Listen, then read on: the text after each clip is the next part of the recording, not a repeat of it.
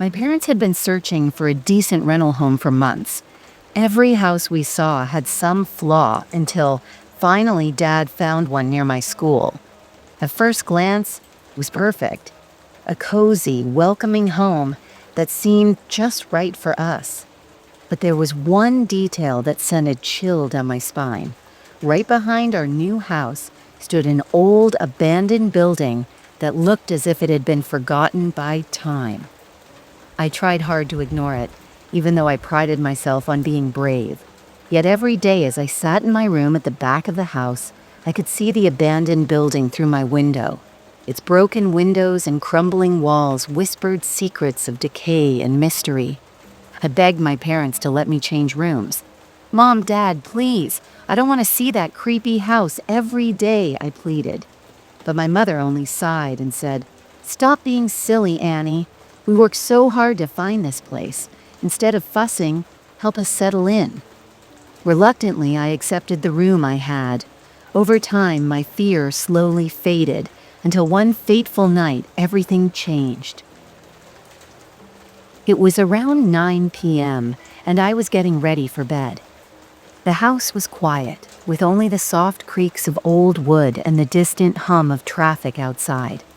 As I sat on my bed, my eyes wandered to the window. There, in the dim light, I noticed something strange. A shadowy figure was standing motionless in the upper window of the abandoned house. My breath caught in my throat. I blinked hard, hoping it was just my imagination, a trick of the light, perhaps. But every time I looked back, the figure remained, silent and watchful. A cold wave of panic surged through me, and I jumped up, running to my parents' room and banging on the door. "Mom, Dad, open the door," I cried out, my voice trembling. My mother opened the door with an annoyed expression. "Annie, what is it now?" she asked. "There's someone in the abandoned house. I saw someone in the upstairs window," I insisted, eyes wide with terror. She stepped over to my window, peering out into the dark night. "Annie, you're just imagining things. Maybe you've been watching too many horror movies. Now go back to bed," she said dismissively.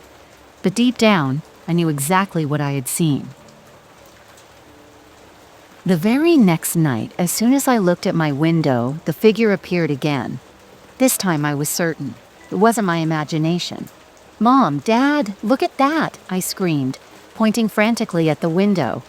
When my mother arrived, the mysterious figure had vanished, leaving only an unsettling silence behind. She patted my head and said, "It's Halloween season, sweetheart. Some kids might be playing pranks." I wanted to believe her, but a nagging fear told me something was terribly wrong. I couldn't let it go. Determined to uncover the truth, I decided to investigate on my own. The following night, right at 9 p.m., I crept out of the house while everyone was asleep. With each step toward the abandoned building, my heart pounded louder. The air grew colder, and the silence seemed almost alive with hidden whispers. Inside the abandoned house, every breath felt heavy with dust and decay. The darkness was deep and unnerving, and the creaking of the wooden floor beneath my feet sounded like the groans of old ghosts. I found the staircase leading to the room where I had seen the mysterious figure. My hand trembled as I reached for the doorknob. Whoever is behind this prank must be hiding in here, I thought. Taking a deep breath, I pushed the door open.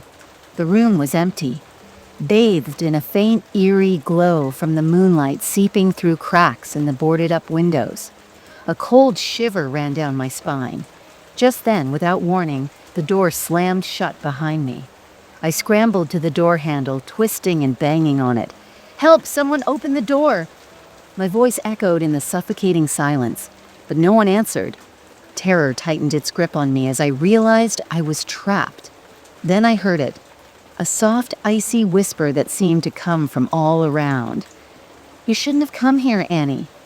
The words pierced the stillness, and I felt a chill deeper than any winter night. I screamed, a sound of pure panic, and then everything went dark. The next morning, I woke with a start when my mother shook me awake. "Annie, get up! You're going to be late for school," she said, her voice filled with routine urgency. But something was off. I felt weak and nauseous, as if a terrible nightmare had drained all my energy. "Mom, I don't feel well," I whispered, my voice barely audible. She checked my forehead and frowned. "You're so pale. Just rest for a while. And if you don't feel better, we'll go see a doctor," she said, concern mixing with exhaustion. That day, and for several days after, I changed. I hardly spoke, I skipped meals, and I shied away from the sunlight. My eyes looked hollow, and my voice sounded distant, as if I were not truly there. My parents grew increasingly worried. One evening, my mother confided in my father. "Annie isn't acting like herself. I feel like she's not really our daughter anymore."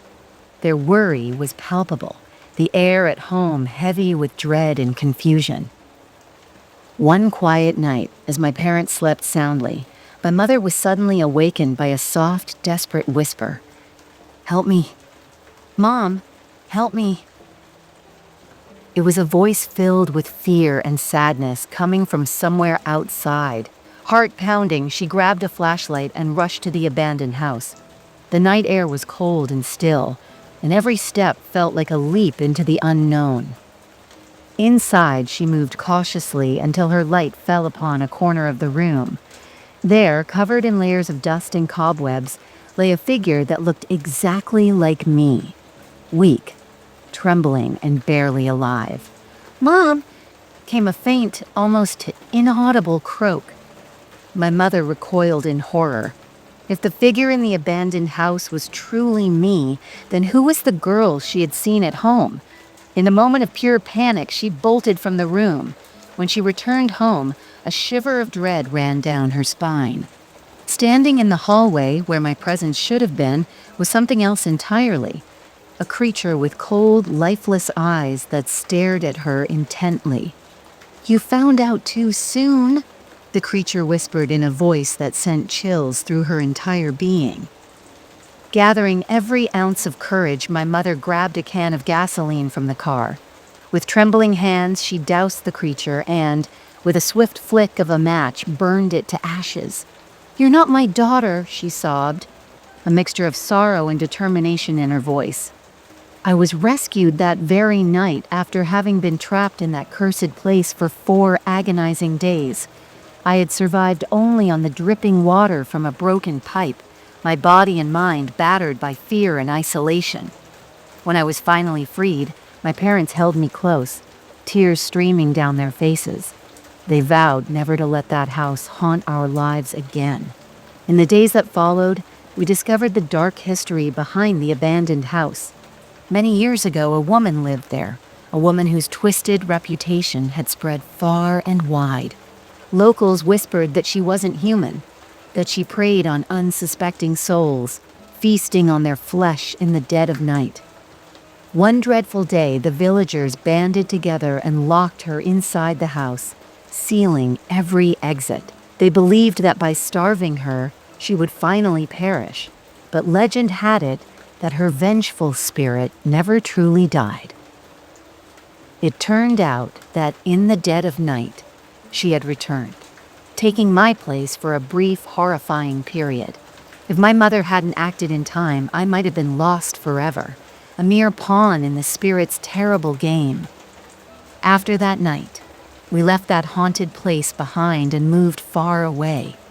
Yet even now, sometimes, when the night is especially silent, I can't shake the feeling that something is still watching me, a lingering reminder of that terrifying encounter. Thanks for listening. Goodbye.